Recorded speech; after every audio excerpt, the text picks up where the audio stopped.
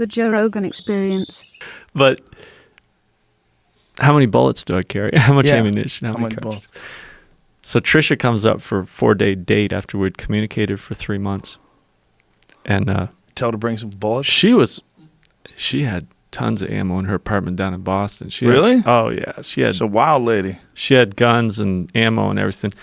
But she came up to visit, and after, a day or so together, I decided that I want to take her out to the camp. I said, hey, you got any plans for tomorrow? Want to go to the Brooks Range? So I wanted to fly her up there so she could see the place and know what she was getting into, right? Mm-hmm. And we were packing, and I think I threw in like 10 rounds of ammo. We're just going to go for the day. She had to be back at work. She just came for a long weekend. And she's like, what? That's all you're taking? 10 rounds? I'm like, well, we're not even going hunting. This is just like in case a bear happens to attack us. 10 rounds, that's a lot. Like, I go months without shooting 10 rounds of ammunition. So she convinced me to take a full box, I think. But I don't carry a lot of ammunition. No. I think I started carrying a little more than I used to. I think usually when I go moose hunting, I'll throw in a box. I'll have 20 rounds with me, but I've never used anywhere near that much. But it would seem to me that you would need... Do you have a tool or anything to sight in your rifle, just in case something goes wrong with the sight? You're talking about a target? Yeah, I got a target. Okay, you have a target. Yeah. But there's tools, where you don't have to fire off a round. Oh, no, I don't. Yeah, like a bore sighting. Yeah, it's like a bore sighting. It's like a laser. And it has it set up. Like, literally, you can have your rifle zeroed in at 100 in, like, 2 shots. I usually get it zeroed in, 3 or 6 or something. But it never goes far out. I shoot 200 yards. I have my target at 200 yards. Right in front of my camp, I shoot across the lake there when it's dead calm. Mm-hmm.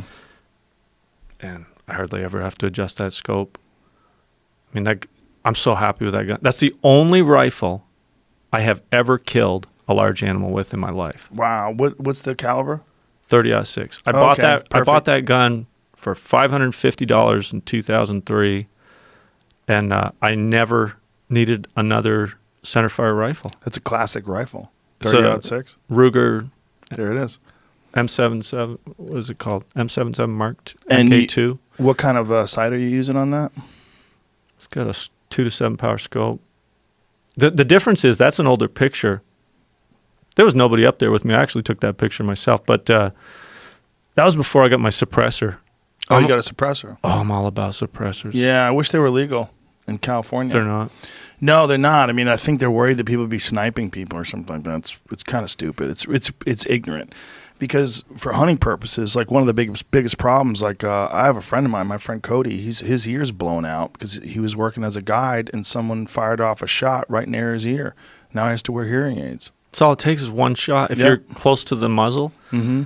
That's why I got a suppressor. I really think this is a very important thing. So many people are damaging their hearing without even realizing it. Yep, 100%. It's a lot of guys did it when they're young. A lot of my friends, they go with a suppressor. That's actually a different gun, but that one I've never killed anything with. But that is the suppressor.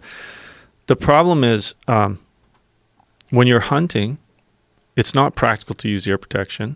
Right. And if you hunt regularly, that it adds up. Over time, it adds up. You shoot a rifle, that's 160 decibels. Why are they making a law that you have to damage your hearing to go hunting? Right. Why are they making a law where you have to cover your ears with something? The reason being is because they're worried about urban situations. They're worried about people shooting at people, and you're not hearing anything. But you do hear something though. Yeah, you hear a pew. Oh no, you hear a lot more than that. Have you ever shot a suppressed rifle? It's like a crack. Well, it depends on what you're shooting, but assuming it's hypersonic, supersonic, it's still loud. Like a 30-06 without a suppressor is about 160 decibels. That's deafening. You put a suppressor on it, it's like 130. It knocks it down about 30 decibels, more or less. It's still very loud. Are there different levels of suppressor? I bought the best suppressor I could get. If you want to make a gun shoot like in the movies, just silent, like a little pop, you have to shoot subsonic. That's not practical for hunting. Oh. You have to. Now I'm questioning whether or not I've actually used a suppressor. Well, I feel like I did at one point in time. Someone somewhere let me shoot their rifle that had a suppressor on, but it might be a false memory now. You can put subsonic ammo in there. You can. Yeah, I've shot subsonic 22s. And I know 30, that sound. 30-06, you can load it subsonic. You can buy 308 ammunition subsonic, and it's very quiet, but it's going so slow that it's not effective to hunt moose or caribou with. Right. Yeah. But yeah, they're still loud. Pretty loud. I have a muzzle brake on my 7mm. That's really loud. Boom. It's a cannon. Yeah. But I actually met a person once who was just about deaf. He was like stone deaf from one shotgun blast. He was in a canoe and somebody shot kind of in a position where the muzzle was right next to his ear. Yeah. Yeah, that's how it always is. It's always someone shooting near you, just blows your eardrums out. It's terrible. Yeah, but so in California, you cannot have suppressors. But again, I think that's what they're worried about. And I think it's just, there's a lot of ignorance. It's a lot of people that just don't know enough about firearms that are making the regulations. But I think that would be the worry, that people would be shooting and you wouldn't be able to hear it. Well, I think that there might be other ways to deal with that.